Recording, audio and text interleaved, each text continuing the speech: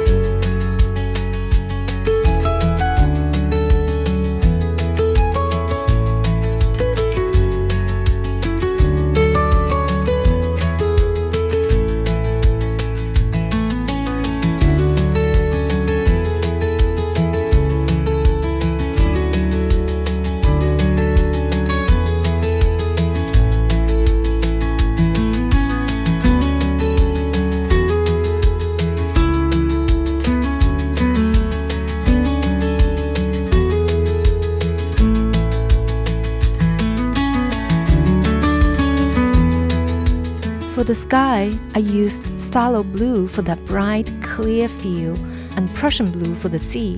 Notice how the paint doesn't stick to the wax areas, leaving these beautiful wave-like textures.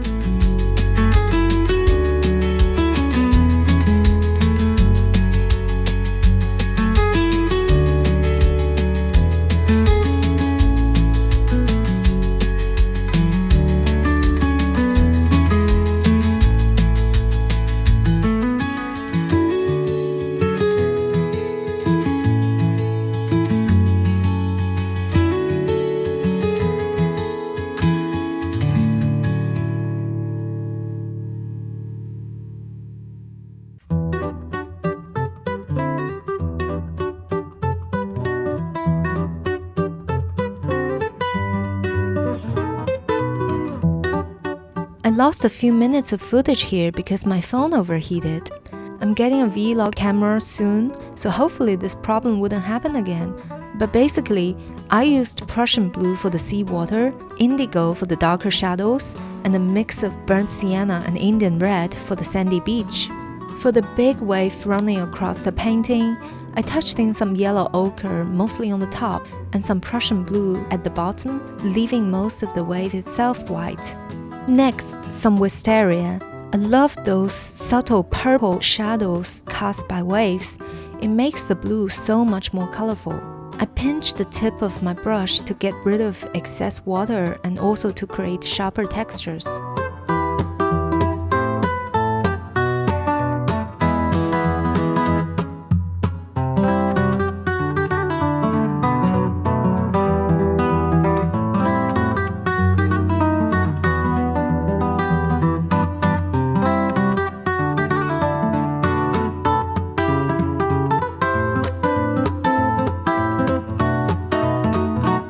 Right before and after the big wave, there are deeper shadows, so I darkened those areas to give a sense of volume and movement.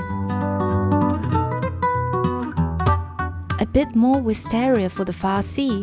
If you look closely, the sea from near to far often shows this gentle rainbow-like gradient from reddish tones to purples.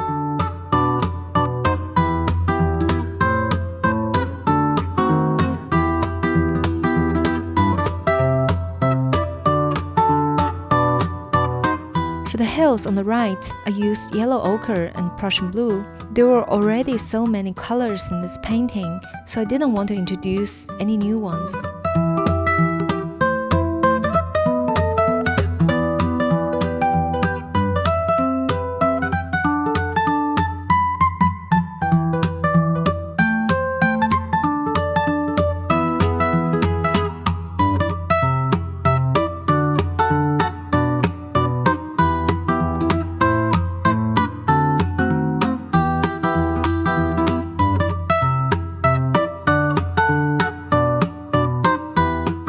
Sienna goes well with many colors, but on its own can feel a bit bland. So I added some Indian red for the hills on the left side.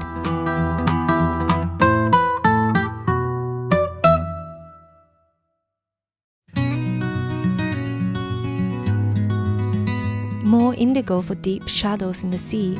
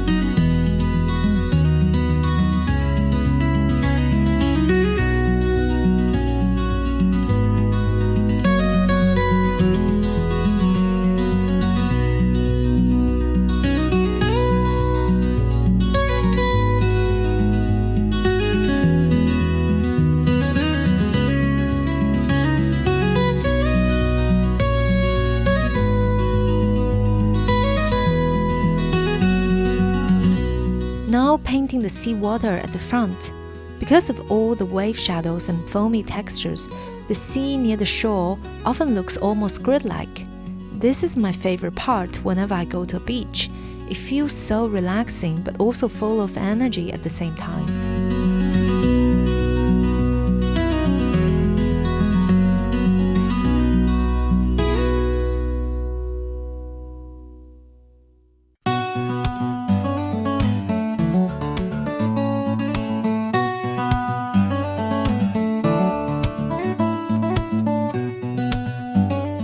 It takes some patience.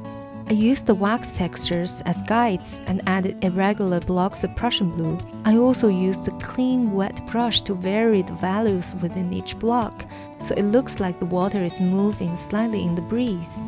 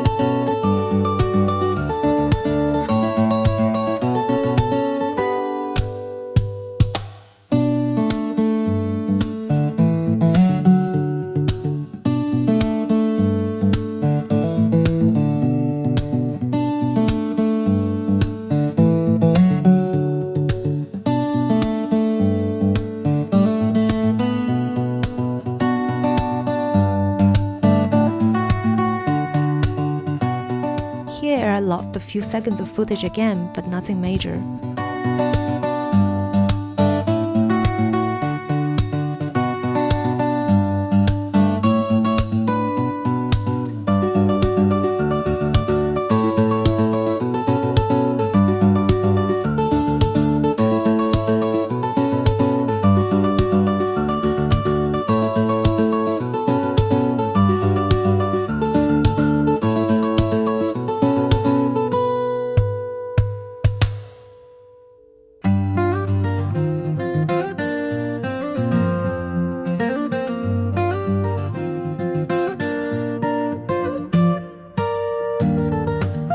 As the beach transitions from blue seawater to reddish sand, I used Wisteria as a bridge color here. I didn't let Prussian blue and Indian red mix directly because it turned out muddy on my scrape paper.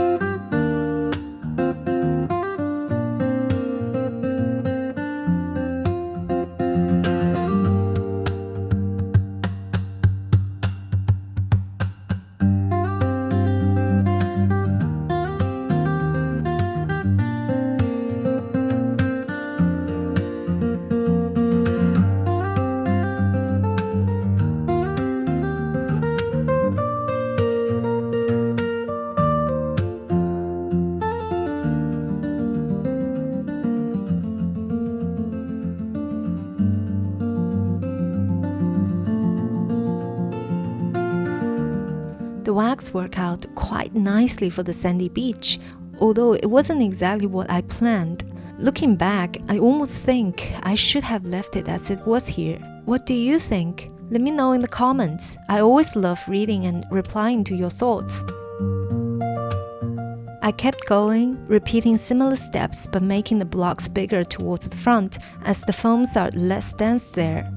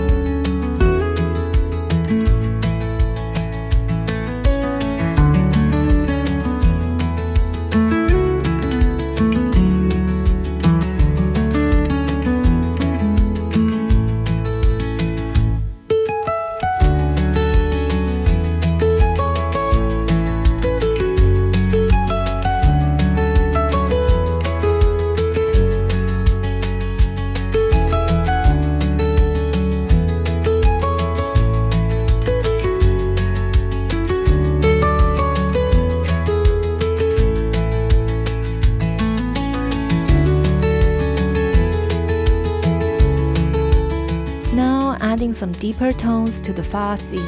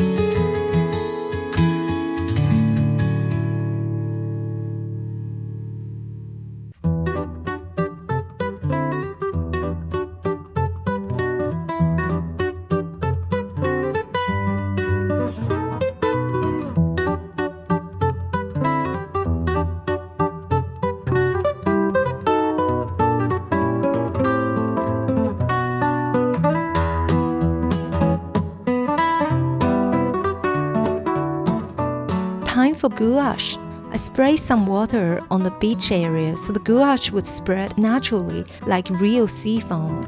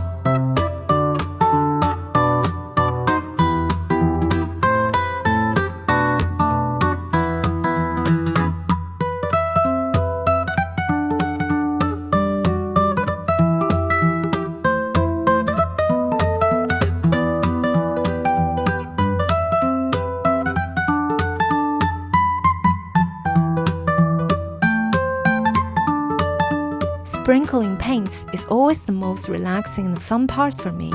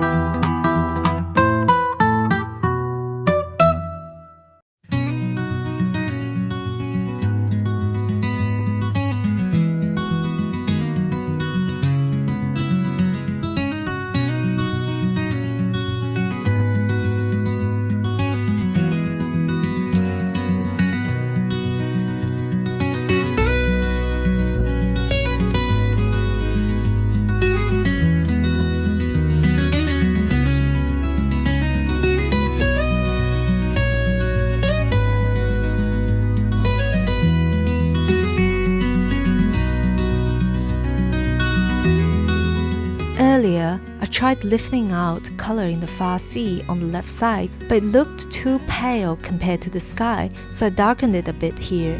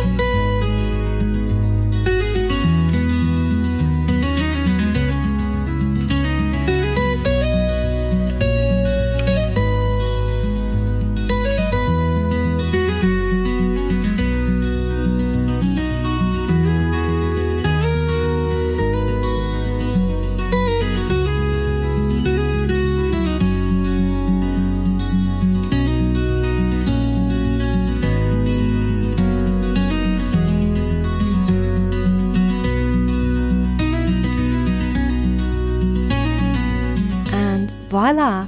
This version feels more vigorous and energetic, while the earlier version in the left corner feels more relaxing and harmonious. Let me know which one you prefer. And if you enjoy watching my painting process, hit that subscribe button. I'd love to keep sharing and growing together with you.